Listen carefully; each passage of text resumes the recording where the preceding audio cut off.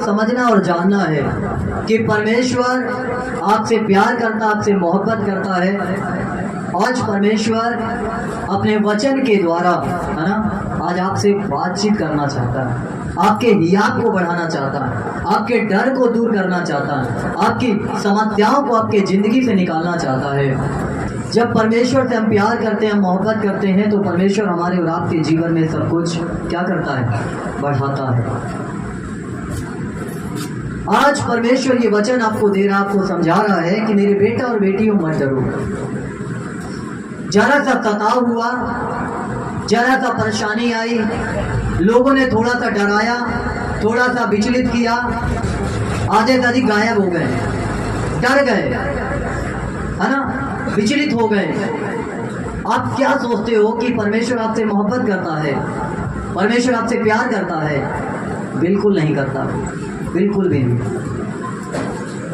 यदि आप बाइबल कहती कि जो कोई मनुष्यों के सामने मुझे मान लेगा, मैं उसको स्वर्ग पिता के सामने मान लूंगा, और जो मनुष्यों के सामने मेरा इनकार करेगा, मैं उसे स्वर्ग पिता के सामने उसका इनकार कर दूंगा।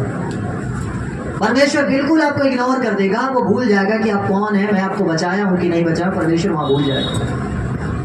क्योंकि प्रभु यीशु मसीह ने अपने प्राण को दिया, अपने जीवन को दिया। अपने जीवन को देने के बाद मेरे प्रियो आपको छुड़ाया, आपको बचाया, आपको निकाला। जब समय आया कि आप भी अपने प्यार को प्रदर्शित करें, तो आप अपने प्यार को प्रदर्शित बहुत सारे लोग नहीं कर पाए और बहुत सारे लोग कर पाए।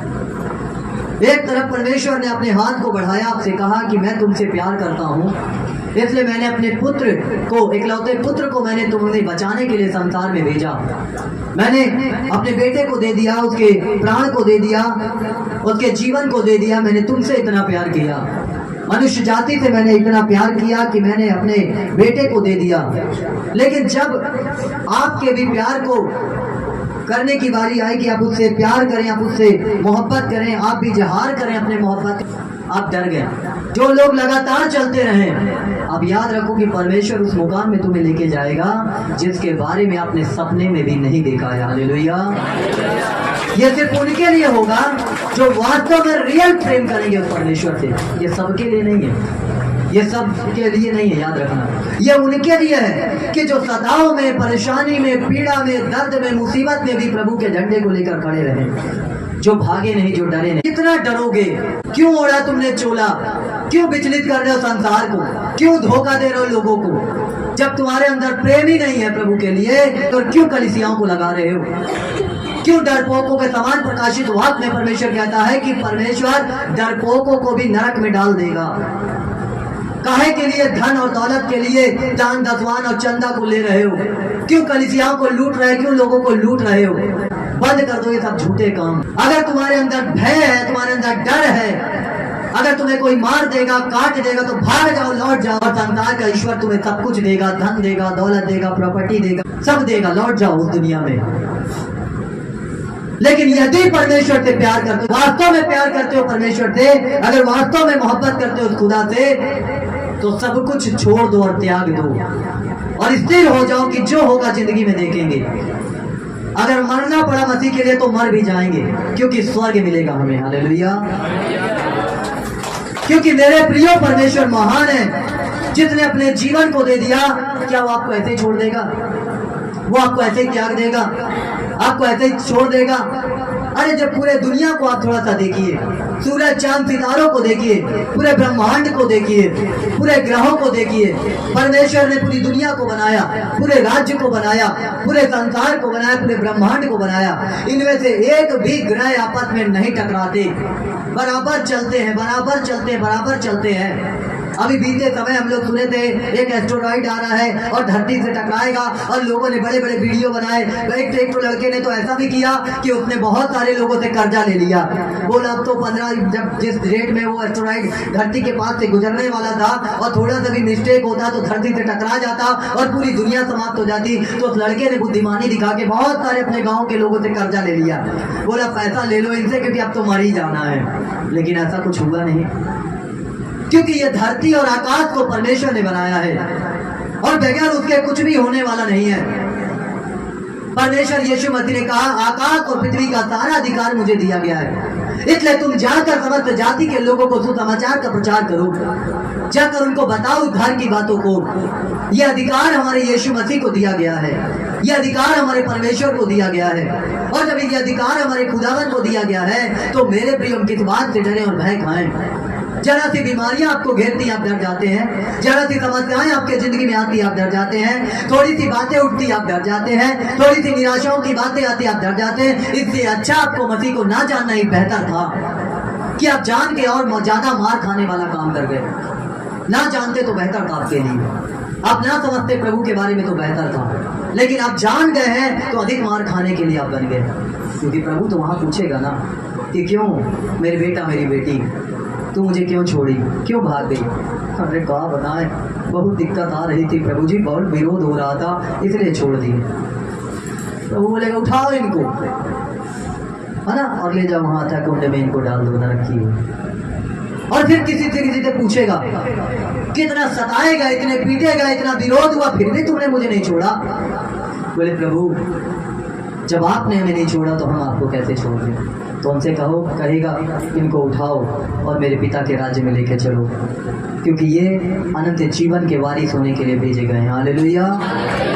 मेरे प्रियो, वो चर्च बनना आपको, वो कलीसिया बनना आपको, वो लोग बनना आपको कि जिससे परमेश्वर प्यार करे, जिससे प्रभु मोहब्बत करे।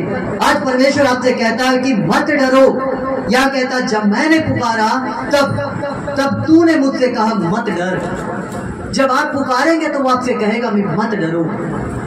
जब आप नहीं पुकारेंगे तो कैसे परमेश्वर सुनेगा। आप क्या करते हैं, बहुत बार अपने दिल और दिमाग को संसार के ओर लगाते हैं, सांसारिक जीवन में लगाते हैं। आप सोचते हैं कि मेरी ताकत से, मुझे शक्ति से, मेरी ताकत से मुझे छुटकारा मिलेगा, मेरे बल से मुझे छुटकारा मिलेगा। लेकिन प्रभु का वचन कहता है ना तो घोड़ों से ना तो रथों से, लेकिन जय कहां से मिलती है, यहोवा की ओर से मिलती है। ना घोड़ों से ना रथों से, परंतु जो चंगाई, जो छुटकारा, ये सब कहां से आपको मिलता है, परमेश्वर की ओर से मिलता है। और जब परमेश्वर की ओर आप देखेंगे चलेंगे तो खुदावन आपकी जिंदगी में काम करेगा।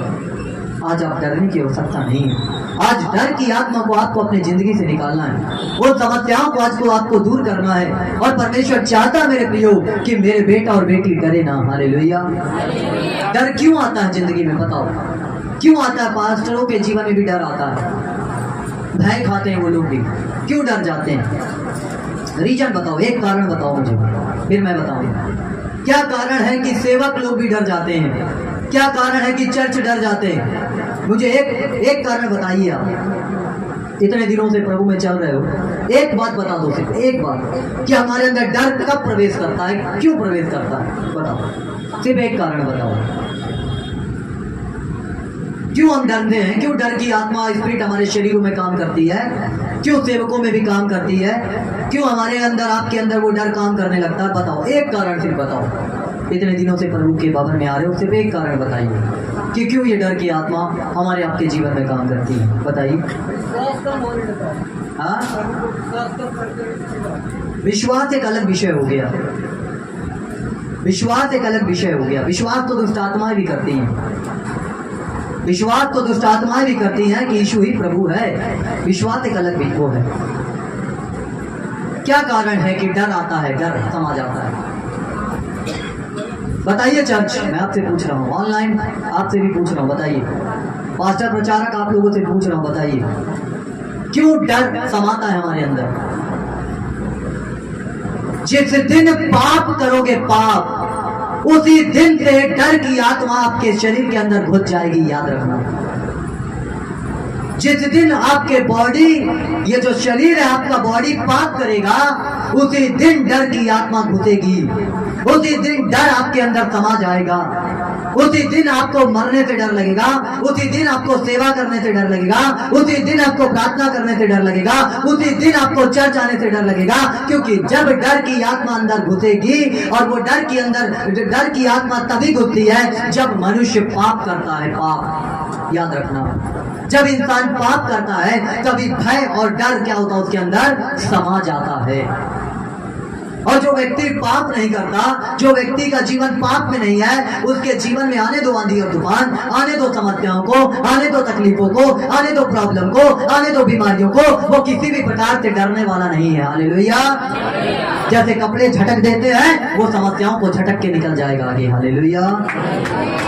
मेरे प्रियो, अगर डर की आत्मा आपके अंदर कार्य कर रही है तो आप कहीं ना कहीं पाप में जी रहे हैं, और उस पाप से आज के दिन आपको आजाद होने की जरूरत है।